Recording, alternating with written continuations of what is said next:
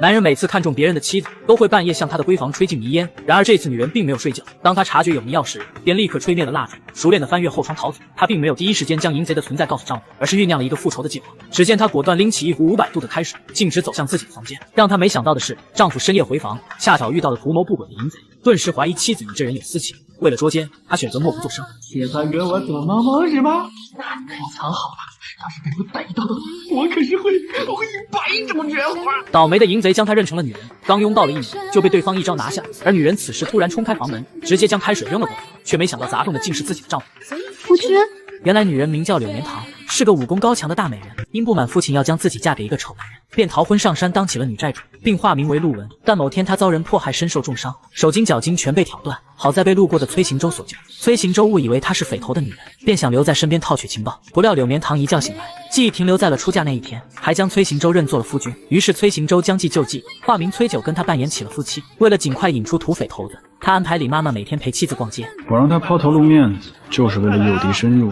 出现在他身边的人，都有可能是陆文的眼线。而绵堂因为失忆，并不知道丈夫是假的，只想一心一意和他过日子。听闻丈夫最近手头有点紧，她便在最热闹的一条街上盘了2家店铺，准备做生意补贴家用。然而在回家的路上，绵堂因为长相貌美，被一个登徒子调戏，她下意识挥动手臂，就将对方打得哭爹喊娘。怎料男人是当地守备的侄子，扬言要让绵堂吃不了兜着走。绵堂却丝毫不慌，因为他早就听闻管辖当地的淮阳王铁面无私，专治郡下官员的不正之风。很快这件事传入崔行舟的耳中，听到绵堂刚刚被逼出身手，轻松制服了一名登徒子，意识到他可能恢复了记忆。崔行舟连忙赶回家准备细细审问，不料恰好撞见绵堂正在沐浴更衣，她顿时面红耳赤。而绵堂看到丈夫归来，立刻递上写好的状书，准备让他带交给淮阳王，好让登徒子付出代价。经过一番盘问，崔行舟发现是自己多虑了，而面对丈夫时常提防着自己，绵堂的内心很不是滋味。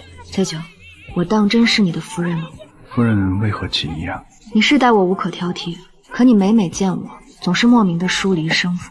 你我并不像寻常的夫妻。崔行舟想要极力辩解，但绵堂一想到昨天她被登徒子欺负，丈夫非但没有关心自己，还盘问了一整夜，她就感到莫名心寒。崔行舟没谈过恋爱，根本不知道怎么哄女孩子。出门时还听到街坊邻居们都在传绵堂是个外室。李妈妈，她为何要说我的夫人是外室啊？家主早出晚归，夫人又抛头露面，这儿的街坊邻里最叫手头根子了。可崔行舟不想绵堂受委屈，为了给夫人证明，他准备举办一场盛大宴会，邀请街坊邻居们前来吃席。绵堂对此十分感动。等到绵堂来到大街上，马儿突然失控，他瞬间被重重摔在了地上。你也太不懂怜香惜玉了！淮阳王崔行舟暗中观察着这一切，他故意在镇上大摆宴席，目的就是借柳绵堂引出匪首陆文。果然马车周围出现了几个陌生的面孔，可柳绵堂丝毫没有跟这些人传递消息的意思，反倒找了一匹快马，径直往宴会场赶去。他入戏，有的人才会入局。宴席开始后，崔行舟让李妈妈传话，称自己醉酒不便出面，故意让柳绵堂独自接待来访客人，自己则藏在暗中仔细观察。虽然看到了陆文的手下，却始终未见到陆文本人。心中遗憾下，并未注意到陆文的侍女孙云娘也混在其中。此人暗恋陆文已久，本想趁机除掉柳绵堂，断了陆文的念想，却没料到2人碰面之际，才发现对方已然失忆，便暂时放了他一马。柳绵堂回到卧房歇脚，忽然察觉有人往屋内吹迷香，立刻掩了口鼻，果断越窗而逃。而另一边，崔行舟收到密报说有人去找柳绵堂，他以为是陆文来了，当即悄悄潜入房间，于是便发生了开头的一幕。看着他为自己涂药时满脸愧疚的模样，崔行舟一时有些恍惚，竟吃不准他这副神情是刻意演戏还是真情流露。这次引蛇出洞的计划终究未能成功，可崔行舟并未放弃，他让李妈妈拿进那只带有匪徒暗号的灯笼，想再次试探柳绵堂。然而柳绵堂只觉得灯笼上的图案新奇特别，除此之外并无半分异样，显然什么都没想起来。夜晚2人同榻而卧，柳绵堂想起邻居说过拜香宴晚上要洞房，于是便下定决心要行人妇之道。没想到崔行舟立刻阻止，表示愿意等他准备好了再行事。崔行舟怎么也不会想到，第2天好友赵全竟给他找了个难言之隐的借口。无论哪个男子遇上死战，都是讳疾忌医，唯恐伤了自尊，更何况是自家娘子呢？崔行舟得知后，恨不得当场灭了这个好友。隔天，柳绵堂特意托赵全带他来见画师，恳请对方为他打造精美的瓷器。崔行舟心头一阵郁闷，他从未放松过对这贾夫人的试探与警惕，偏偏每次都落得自讨没趣。这女人言辞诚恳，竟是全心全意为了他的生意奔走求财。然而事情并不顺利，画师因未曾见到当家家主，认定他们诚意不足，正冷言拒绝的当口。崔行舟及时出现，海王先生妙手相助，圆了我夫人的心愿。夫妻2人总算请动了画师，可刚踏出竹舍，崔行舟就要找赵全算账。我部署好了一切，放他去找陆文，你带他上画。他口中句句说着正事，但那股酸溜溜的醋意却怎么也藏不住。你日后不要再去见那个姓赵的，你我既是夫妻，他就应该守本分。此刻的淮阳王怕是早忘了这夫妻名分原本就是假的，等柳绵堂贴心提醒他吃赵神医开的药时，崔行舟想起赵全瞎编的那难言之隐，更是气不打一处来。隔天，柳绵堂在街上猛然发现，街头贩卖的面具自己也曾经买过。更让他震惊的是，眼前妇人逗孩子的玩具，分明是自己1年前亲手所赠。柳绵堂强压翻涌的思绪支开李妈妈，独自一人在这熟悉又陌生的地方寻找记忆，直到一队飙车从他眼前经过，潮水般的记忆瞬间将他淹没。这趟回来，您就可以找个娘子了。元堂啊，你看这满大街的姑娘，什么模样的都有，我何必守着一宅一人呢？兄弟们的笑语犹在耳畔，头却疼得像要炸开。恰在这时，李妈妈寻来，柳绵堂收起所有的思绪，随他返回，踏入那座气派的别院。他愈发笃定夫君的身份绝不简单，唤出一直暗中跟随的隐卫，心里清楚是崔行舟故意安排的，他也并未深究，反倒安排他们一起住下。另一边，柳绵堂在酒中掺了迷药，待李妈妈睡着后，独自来到记忆中平远镖局的位置。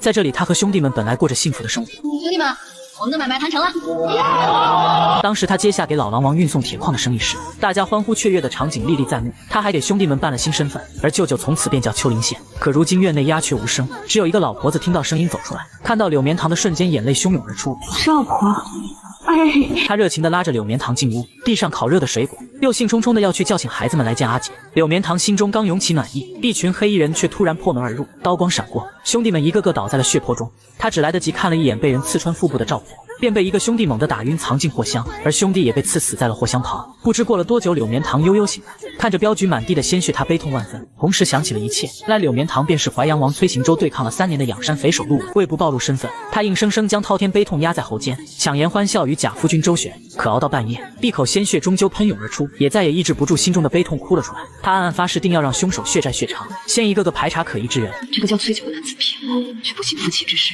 恐怕是奔着陆文来的。崔九是谁？紧接着，柳绵堂装作闲逛，到处搜寻线索，却猛然发现乔装算命先生竟然是自己的亲舅舅，于是假装占卜，不动声色约好了下次碰面的地点与时间。另一边，崔行舟带着侍卫找到了平远镖局众人的尸体，逐一清点下来，独差了丘陵县。为了能拿到证据，他立刻命人到处张贴缉拿画像，悬赏重金布下天罗地网。夜晚，两人同席而卧。柳绵堂故意说想起些以前走镖的事，并看似无意地说起：若是察觉到危险，便会乔装混入到人群冗杂的旅所当中，与本地人同吃同住。崔行舟果然上了心，次日便在一个村庄发现异常，一人疯疯癫癫地烧着钱纸，但却并非丘陵县。殊不知这只是柳绵堂的障眼法，因为只见他给小乞丐赢钱，怎会想到那小乞丐竟是柳绵堂的眼线？示范的如何呀？就是这个戴斗笠的人。只一眼，柳绵堂便认出此人便是当初残害自己的仇人。盯着他，看看他宿在何处。小乞丐悄悄跟上去，竟摸到了曹公子的巢穴。随后，柳绵堂终于与舅舅会面，告诉舅舅那个挑断他手筋的人和屠杀镖局满门的凶手可能是一伙。与此同时，崔行舟也得到了丘陵县的线索，他火速带人赶去，虽然没有找到人，却看到地上的黄纸，陡然惊觉对方懂占卜，当即带着侍卫封锁占卜馆。可推门而入时，他心中一沉，李妈妈和柳绵堂竟都在占卜馆。他不动声色地与柳绵堂算一卦，殊不知此刻的算卦先生早已换了人，而丘陵县正蜷缩在桌下。你二人可有相互隐瞒之事啊？我没有。可卦象却狠狠打了脸，二人的婚姻因彼此隐瞒终将分崩离析，唯有相互坦诚方能化解。第二天，丘陵县故意现身，引得崔行舟火速追踪。他没看到人躲进了院中，却在2个孩子指引下，竟让他发现了曹公子的巢穴。可当他赶回时，柳绵堂却不见了踪影。他顿时心悬到嗓子眼，四处疯狂寻找。冷不防，柳绵堂戴着面具从背后跳出来，崔行舟悬着的心轰然落地，忍不住将他紧紧拥入怀中，随即称有公务嘱咐柳绵堂注意安全，便匆匆离去。他怎会知道，这正是柳绵堂等的时机。崔行舟带着手下围堵了曹公子的巢穴，顺利找到了镖局的账本，而柳绵堂也在此时堵住了曹公子。当初他受的罪，今日要他加倍偿还。他将匕首狠狠地刺入对方腹部，又利落地挑断其手筋，随即把人交给了舅舅，为镖局丧命的20多个兄弟报了深海血仇。另一边，崔行舟刚回到王府，没等喘口气，便迎来了厚颜无耻的姨母和表妹。两人一边满脸堆笑地恭贺他凯旋归来，一边假装深情地表达着对他的无比思念与关怀，并再次提起他与表妹的婚事。崔行舟见母亲似乎被说动，再也按捺不住，连忙果断拒绝。不愿意解，我便不会回头。这一次他绝不再委曲求全，坚定地表明自己要迎娶的是那个在他浴血奋战时对他不离不弃的柳绵堂。那是个出身不良的女子。她叫柳绵堂，是良家女子。为了迎娶柳绵堂，崔行舟第一次忤逆了母亲，就连交好的5个出面劝说，也丝毫动摇不了他的决心。他甚至找到任北州州城的好友，拜托对方去柳绵堂老家镖局做媒。好友爽快应下。接着，崔行舟拿出丘陵县的画像，叮嘱此人是容不通商的要犯，并且之前在北州出现过。他想请好友留意此人的行踪，却不料丘陵县早已被柳绵堂隐藏在了自家的瓷窑中。放心吧，我那假名啊唬人的很，他再聪慧只会查姓林的。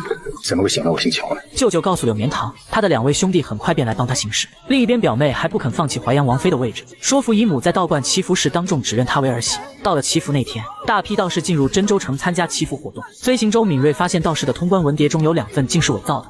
他立刻下令增派人手，全城禁言，自己则匆忙往家中赶去。直觉告诉他这事绝不简单。与此同时，正前往道观的柳绵堂却突然改了主意，他不动声色将李妈妈支走，自己则悄悄去与混进真州的2个兄弟会面，并交代了下一步的计划。等崔行舟赶回家时，恰好撞见柳绵堂和李妈妈有说有笑的进门，仿佛什么都没发生过。可那份疑虑终究还是压不下，他故作随意地问长问短：“有没有看到什么可疑的男子？那有没有看到穿着道袍的人？”夫君怎么像是在盘问我？崔行舟对柳绵堂的失忆状态半信半疑，但此刻他满心只想让他留在身边，终究没有戳破。就在这时，太妃把他叫回王府，一见面便劈头责骂，说他身为王爷不主持祈福仪式，反倒是表妹忙前忙后帮了王府大忙，借着这由头逼迫他必须娶表妹为妻。可崔行舟梗着脖子，依旧坚称自己只应娶柳绵堂。气急的太妃当即便将儿子狠狠棒打了一顿。等柳绵堂见到崔行舟时，他肩膀上已是一片青紫的淤痕，面对他的疑惑，也只是轻描淡写的撒谎。王爷处罚的我，可能是他心绪不佳吧。太妃给他配了门当户对的亲事，可是王爷心中喜欢的是另外一个女子。话音刚落，他突然一把将柳绵堂拽进了浴桶，却不知几乎同时，柳绵堂已拔下发簪，尖端稳稳对准了他颈后。2人表面上看似平静，实际暗潮涌动。直到崔行舟随口说起一项守信用的录文，竟在他燃灯休战时搞偷袭，柳绵堂才瞬间发现其中分明有蹊跷，手指微动，悄悄将发簪扔进了水中。